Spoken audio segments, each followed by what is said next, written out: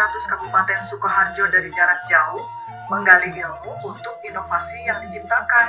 Perkenankan kami kelompok 1 Angkatan 7 menyampaikan video hasil studi lapangan.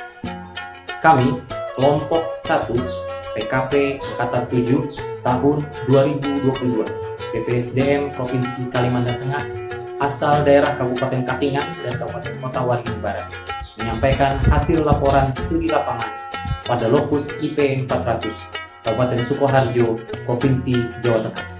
Inilah kami.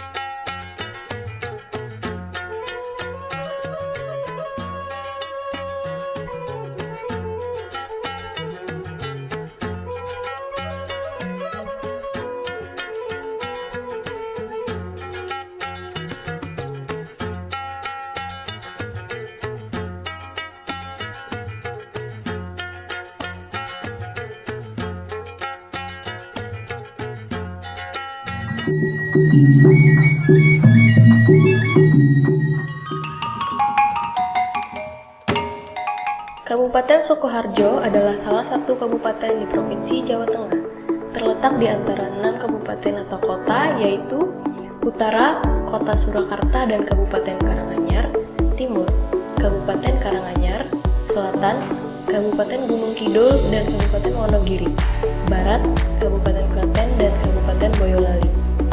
Luas wilayah Kabupaten Sukoharjo adalah sekitar 1,43% dari luas Provinsi Jawa Tengah, merupakan daerah dengan luas daerah paling kecil kedua setelah Kabupaten Kudus.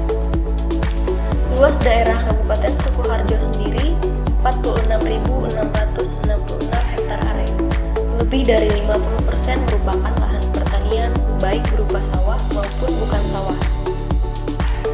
Dengan luas pertanian yang lebih dari 50%, maka Dinas Pertanian dan Perikanan Kabupaten Sukoharjo memegang peranan penting dalam menyelenggarakan urusan pemerintahan bidang pertanian dan perikanan.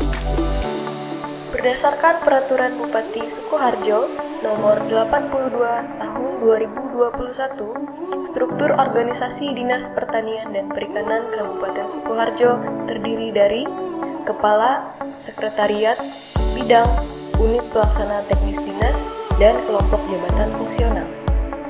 Saat ini Dinas Pertanian dan Perikanan Kabupaten Sukoharjo dipimpin oleh Kepala Dinas Bapak Bagas Windaryatno SP. Program unggulan yang menjadi program super prioritas yang dilaksanakan di Kabupaten Sukoharjo adalah program IP 400, Indeks Pertanaman 400, atau penanaman 4 kali dalam setahun. Program ini bertujuan untuk meningkatkan produksi padi nasional agar semakin tangguh menghadapi masa pandemi dan perubahan iklim. Kabupaten Sukoharjo menjadi percontohan nasional dengan rencana alokasi lahan sawah untuk program IP 400 seluas 10.000 hektar area. Apa saja yang menjadi faktor penunjang keberhasilan program IP 400? Istilah kerennya Key Success Factor atau KSF. Faktor-faktor tersebut adalah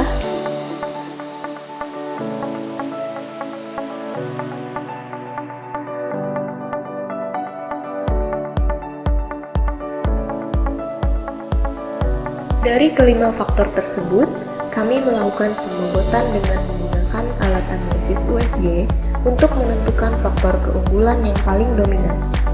Dan hasilnya adalah komitmen pimpinan. Mengapa demikian? Karena menurut kami, untuk melaksanakan program yang besar ini, dibutuhkan tekad dan komitmen yang kuat. Mulainya dari mana? Tentu mulainya dari pimpinan yang paling tinggi, sehingga dapat menggerakkan jajaran di bawahnya sampai ke level petani sebagai ujung tombak program IP 400. Untuk jangka panjang program IP 400, diharapkan dapat mencukupi swasembada pangan, meningkatkan kesejahteraan petani, serta mampu melaksanakan ekspor ke mancanegara. Dalam rangka pengendalian dan pengawasan, beberapa telah dilakukan oleh Kabupaten Sukoharjo, yaitu bekerja sama dengan Balai Besar Wilayah Solo untuk menjamin ketersediaan air, melibatkan penyuluh pertanian swadaya, melibatkan petani milenial, penggunaan 20% dana desa untuk program ketahanan pangan. Assalamualaikum warahmatullahi wabarakatuh. Lesson learned atau konsep pelajaran terpetik adalah sebuah dokumen yang didapatkan dari proses pembelajaran dari aktivitas yang telah dialami. Ini didapatkan baik dari pengalaman yang dialami diri sendiri ataupun dari pengalaman orang lain. Dengan memetik pelajaran, kita dapat mengadaptasi, dan memodifikasi metode orang lain untuk mengulangi bahkan lebih sukses yang telah dilakukan. Dari hasil studi lapangan Angkatan 7 dengan lokus IP 400 Kabupaten Sukoharjo, Provinsi Jawa Tengah, inilah konsep pelajaran terpetik dari kelompok 1 yang dapat saya berikan sebagai berikut. Yang pertama, peran pemimpin. Peran pemimpin Bupati Kabupaten Sukoharjo pada program IP 400 yakni keberhasilan dalam mewujudkan visi dan misi yang telah dicanangkan sebagai keberlanjutan pembangunan Kabupaten Sukoharjo. Kepemimpinan Bupati Sukoharjo sangat berperan dalam membangun kerjasama berbentuk sinergitas dan kolaborasi dengan para pemegang kepentingan atau stakeholder bersama Kementerian Pertanian, perangkat daerah terkait, Balai Besar Wilayah Solo, Camat, Penyuluh Pertanian, Komisi Pengawasan Hama dan Hukum, para petani serta pihak lainnya yang terkait dalam program. Pembelajaran atau lesson learned dapat kita adopsi adalah kemampuan memobilisasi dari para pemegang kepentingan dalam memberikan kepastian suatu program pembangunan merupakan teknik kepemimpinan yang harus dimiliki seorang pemimpin.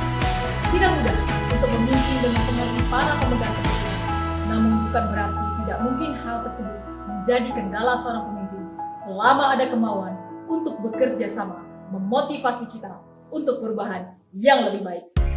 Listener yang kedua adalah inovasi pelayanan. Sistem pertanaman padi 4 kali setahun merupakan salah satu terobosan Kementerian Pertanian dalam meningkatkan ketahanan pangan nasional dan untuk memberi nilai tambah untuk petani. Inovasi IP 400 bertujuan agar petani semakin tangguh dalam menghadapi tantangan perubahan iklim dan untuk mewujudkan Indonesia ekspor beras. Program IP 400 dinilai bisa menjadi solusi dalam meningkatkan produksi besar, sehingga bisa bersuasana pangan dan tidak perlu impor beras. Pada tahun 2021, Kabupaten Sukoharjo mendapat alokasi program optimalisasi peningkatan indeks pertanaman seluas 2.000 hektar. Sosialisasi secara insentif dan berkolaborasi dengan semua stakeholder telah dilakukan. Kabupaten Sukoharjo telah berupaya untuk melakukan adaptasi kebiasaan baru dengan mengubah kebiasaan atau cara-cara lama dalam budaya dengan inovasi. Dengan adanya program IP 400 ini diharapkan dapat memiliki orientasi jangka panjang, sehingga akan menjadi budaya atau kebiasaan baru dalam budidaya padi.